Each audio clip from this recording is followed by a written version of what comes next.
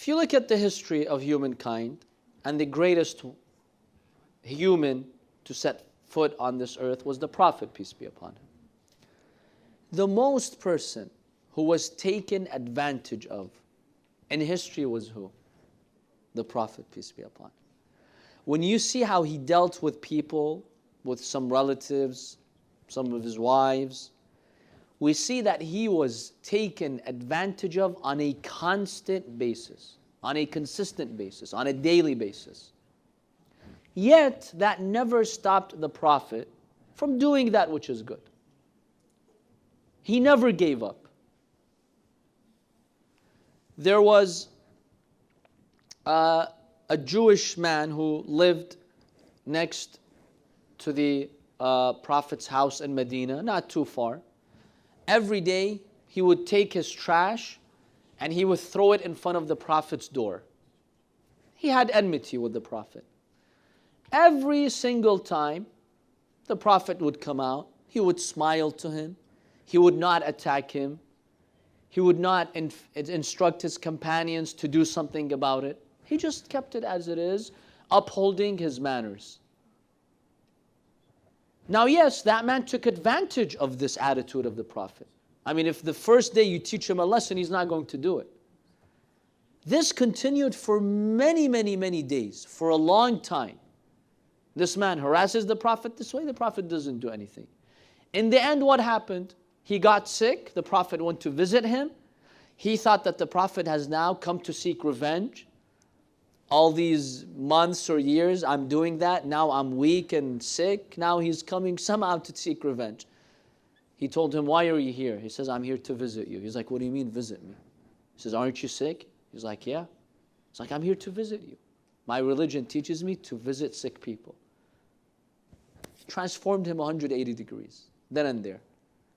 The most person who was taken advantage of was the Prophet. The things that the Prophet would do, the acts of kindness that the Prophet would do, first of all, they were dedicated for God. Whenever you do an act of kindness, remember that the result is not important. It doesn't matter how that person will treat me, what kind of consequences it will have, what kind of result I will see. Is it effective? Is it not effective? That person is not changing. It doesn't matter. At the end of the day, who are you doing it for? For God. As long as you're doing it for God, it's an act of worship, and your reward is with God. On the Day of Judgment, you're not going to expect this person whom you did kindness to give you the reward. The reward is from Allah subhanahu wa ta'ala. And that's really the biggest motivator for a believer. That the acts of kindness that you do, they're for God. Even if 5 years of kindness and nothing, no change, no effect from this person. That person is still on bad terms with me, let's say. Or it's just not working, my kindness. I'm being taken advantage of. People can't take advantage of you. But your reward is with Allah subhanahu wa ta'ala. So always keep in mind that if I believe this is the right thing to do, this is how I should react, this is how I should handle things. As long as you know what's right from what's wrong, do that which is right, even if you're taken advantage of. Even. The Prophet was taken advantage of. They took advantage of his akhlaq, his moral code, his ethical code, his lenient natures every single day. But in the end, the Prophet did that for Allah subhanahu wa ta'ala. So I know this is hard, but always keep in mind that I am doing this for who? Because oftentimes we forget we're doing things for Allah. You know, we human beings, sometimes we want to do good things because, I don't want to say personal interests, but when you do good in the end, you expect something in return for yourself as well. Whether it's a good reputation, whether it's someone else treating you well. It's very hard to be sincerely dedicated to Allah only. And you do something 100% for God. That's very hard to achieve that. But it's possible. So number one, always keep in mind that I am doing this for Allah subhanahu wa ta'ala. So if you see that yourself or the shaitan is whispering to you, stop this, this is not working. How many times do you show kindness to this person? How many times, do you remain patient with this person? That's it. Enough is enough. Always remember that you're doing this for Allah. That's the first. The second point. Now, this varies from case to case. Sometimes you could have a family situation with your friends, a community situation, where someone is doing something wrong.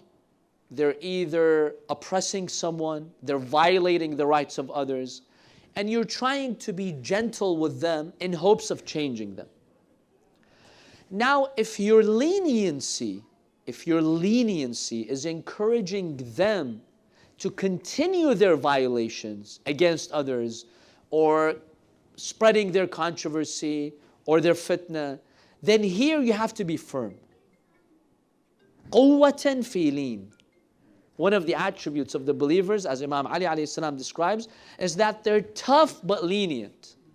They're not violent, they're not rough, but they're strong. They're people of principle. They're not people who are just going to witness people's rights taken away, oppression, injustice, and stay silent. No, a believer does not stay silent.